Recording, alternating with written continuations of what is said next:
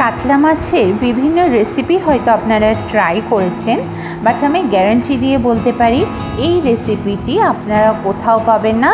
থাকছে একটা simple paste, যেটি এই রেসিপির টেস্টটিকে দ্বিগুণ হারে বাড়িয়ে দেবে। এমন সুন্দর গ্রেভি বানানোর জন্য আপনাদের পুরো ভিডিওটা দেখতে হবে। সো হাই এভরিওয়ান, আমি অনু কুকিং আর্টে সকলকে স্বাগত জানাই। আজকে আমার রেসিপি হলো দই কাতলা। সর্বপ্রথম দই কাতলার গ্রেভি বানানোর জন্য একটি পেস্ট রেডি করব।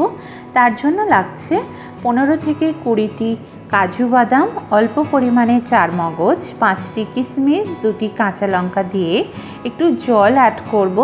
রেস্টে রাখবো 15 মিনিটসের জন্য, ফলে পেস্টটি গ্রাইন্ড করার সময় স্মুথ হবে।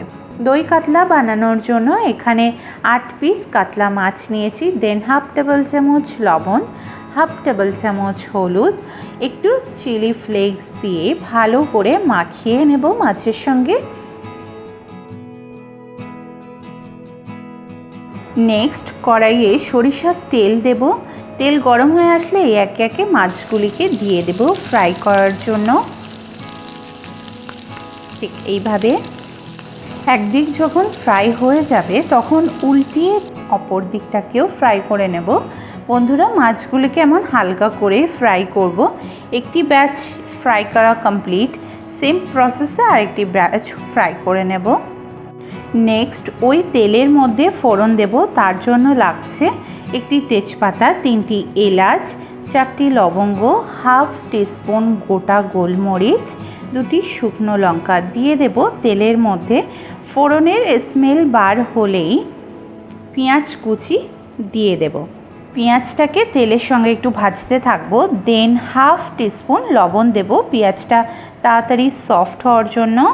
এবার পেঁয়াজটাকে ভালো করে ফ্রাই করব যতক্ষণ পর্যন্ত পেঁয়াজটা এমন গোল্ডেন ব্রাউন কালার না হচ্ছে।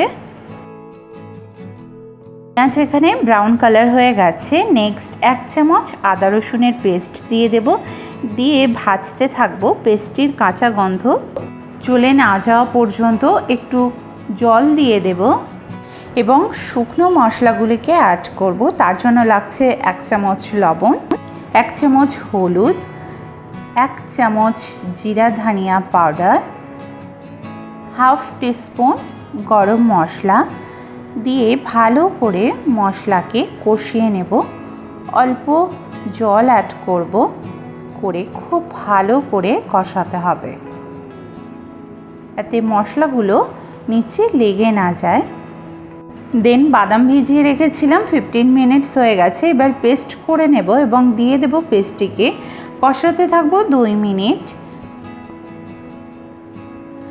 নেক্সট ফাটানো টক দই দিয়ে দেব এবং ভালো করে কষিয়ে নেব। বারে বারে কষানোর ফলে রান্নার রং দেখুন কেমন চেঞ্জ হয়ে যাচ্ছে।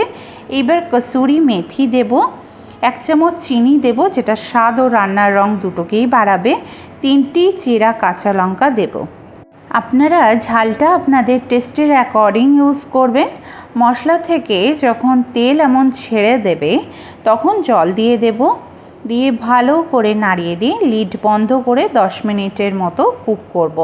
10 মিনিট পর ফিরে এসেছি। এমন গ্রেভি যখন ঘন হয়ে যাবে তখন মাছগুলিকে দিয়ে আরও 5 মিনিটের মতো কুক করলেই রেডি দই কাতলা। এইবার একটু প্লেটে সার্ভ করে দেখাই কি অপূর্ব হয়েছে, যাহা স্বাদে হয়েছে অতুলনীয়। দেখুন বন্ধুরা, এমন দই কাতলা এবং সঙ্গে গরম ভাত। সত্যি কথা বলুন তো, বাঙালির আর কিছু কি চাই? এমন দই কাতলা দিয়ে অনায়াসেই 1 প্লেট ভাত খাওয়া হয়ে যাবে। এটি আপনারা পোলাও, ফ্রাইড রাইস, জিরা রাইস ইত্যাদির সঙ্গে ট্রাই করতে পারেন।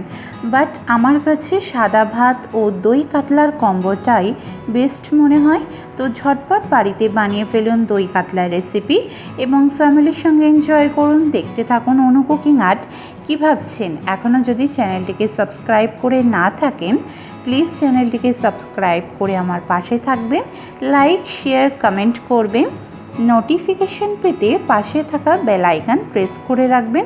খুব শীঘ্রই দেখা হবে আবারও নতুন এক রেসিপির সঙ্গে। সকলে সুস্থ থাকবেন, ভালো থাকবেন।